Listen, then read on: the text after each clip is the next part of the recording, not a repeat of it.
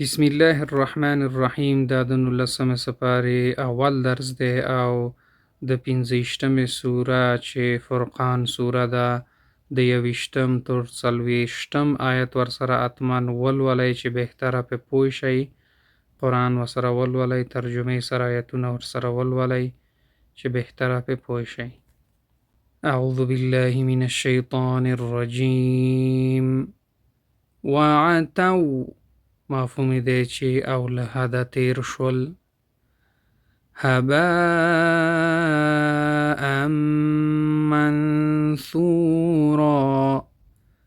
مفهوم دی چې ګرد تار په تار کړی شوی. خذولا غولونکی. مهجورا پریښی شوی. ورتلناه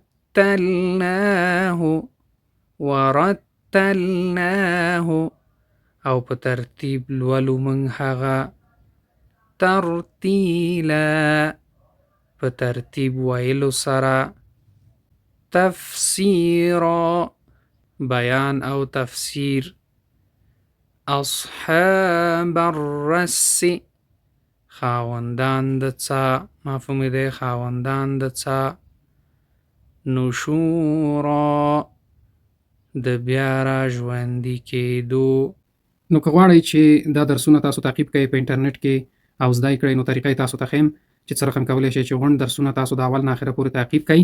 د ټولو نه مخکې باید اول یوټیوب خلاص کړئ، که موبایلي، ټابلیټي یا کمپیوټري.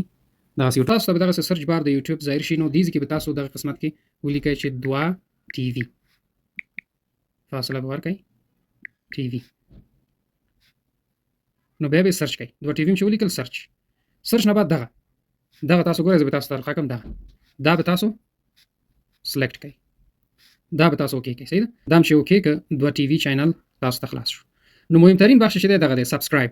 د سبسکرایب بټن له به فشار ورکړئ چې سبسکرایب شي. دغه دی سبسکرایب. دا اوس سبسکرایب شو. بعد د دې نه چې دا سبسکرایب هم که نو دا ډیر مهم ځکه دی سبسکرایب چې تاسو ته به همیشه د دې معلومات راځي. کومه ویډیو چې د درس باره کې راځي نو تاسو ته حتما معلومات راځي چې نوې ویډیو راغلې. تاسو کولی شئ خپل درسونه تعقیب کړئ. نو دې نه بعد به موږ پلی لیست سلیکټ کړو. پلی لیست هم چې انتخاب کړئ کې غونډ درسونه دي. پلی لیستونو کې غونډې سپارې شته، مثلا 14مه سپاره شوه، 15مه شوه، 14مه شوه، هره سپاره مثلا اول پورې 4مه سپاره شوه. دا د اول جز اوله سپاره. نو په طور مثال مثلا 11مه سپاره به زه انتخاب کړم. اوس دې کې چې دي دا درسونه دي، مثلا هر درس چې تاسو په کاري مثلا دویم درس دی، مثال دا دویم درس دی. اعوذ بالله من الشیطان الرجیم. دا د 11مه سپارې دویم درس دی او د سورۃ التوبه چې 9مه. نو دغه طریقه ده چې تاسو کولی شئ چې په اسانه طریقې سره دا درسونه پیدا کړئ او ادامه ورته ورکړئ.